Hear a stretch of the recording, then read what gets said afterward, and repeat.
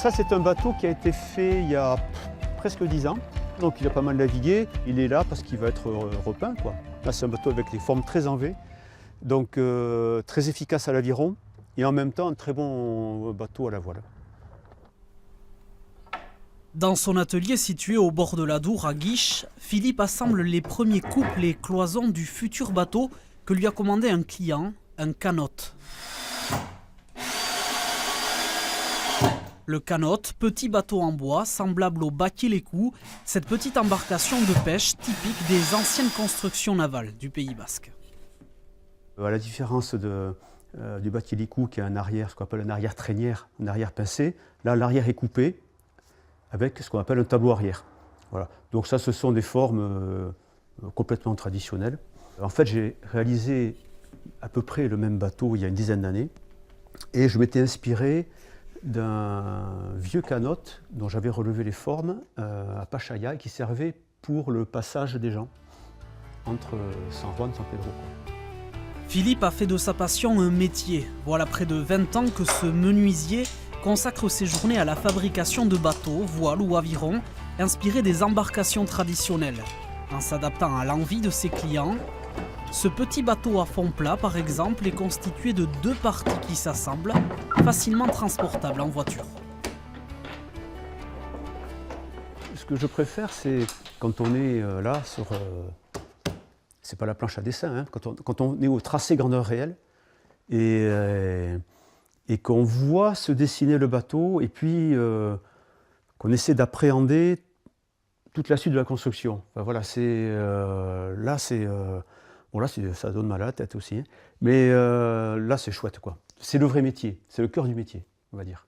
Voilà. Et là, personnellement, j'ai choisi de ne plus utiliser l'informatique parce que je pense qu'il y a une part intuitive qui est extrêmement importante.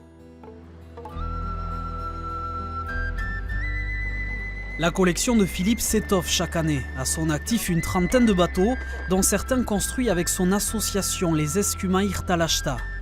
Ici, l'Alcha, petit chipironnier conçu spécialement pour la cale du port de Guétari. Là, une réplique de la Pinasse, bateau de pêche emblématique du port de Cap-Breton, inauguré il y a 3 ans.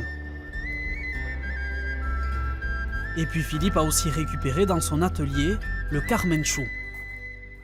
Le Carmenchou, c'est un très joli petit bateau mais qui a été construit en 1945 à Pachaia.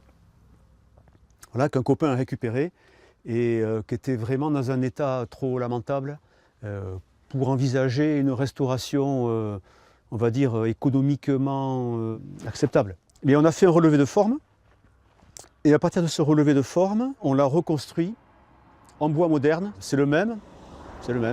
Sauf que bon, mais, il est neuf.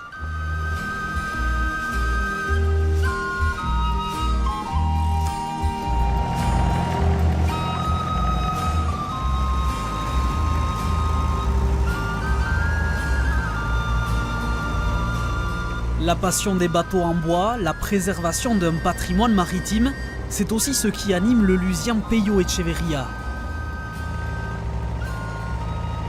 Moi, depuis tout gosse, je vais en mer ici avec Itachi, au Chipiron, lever les filets de rouget. Et bon, et maintenant que je suis à la retraite, je profite à davantage.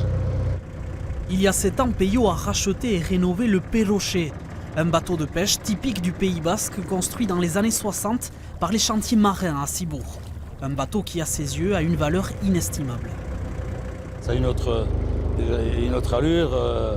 Au point de vue marin, ça tape pas comme un bateau en plastique. Quand tu as un petit peu de mer, le bateau en plastique, il tape sur les vagues, alors que celui-là, il épouse la forme. Bon, il faut le ménager, tu vas quand même doucement, hein. Et c'est des bateaux qui sont beaucoup plus pêcheurs.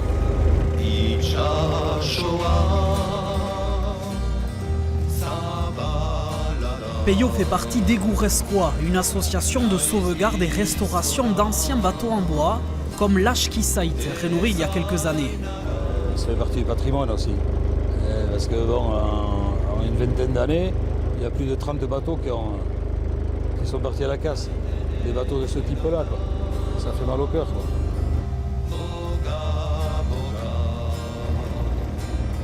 Quand je rentre habituellement, je salue la famille au cimetière marin, là, Aïtachi Aïta. Alors quand j'ai rien pêché, je fais comme ça. Et quand j'ai pêché, là, je suis content.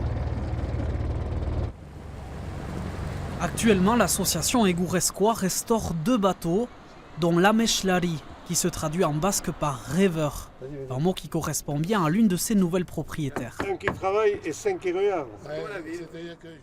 Voyant les bateaux comme ça à l'abandon, et un jour je me suis décidée, et puis j'ai rencontré ce groupe de personnes qui étaient passionnées par les bateaux. Je me suis dit bon allez, on tente l'aventure avec eux, et on a eu la chance de récupérer ce vieux bateau à l'abandon, et donc c'était l'opportunité pour pouvoir le refaire vivre et lui redonner une âme. C'était vraiment l'arrière qui était très abîmé sur ce bateau au départ. Et puis au fur et à mesure où on a commencé à tout décaper, on s'est aperçu qu'il y avait plus de dégâts que ça, quoi. Donc il faut aller encore plus loin. Travail de longue haleine parce qu'on n'a pas de local. On travaille aux 80, quoi. Donc il pleut, on ne peut pas venir travailler.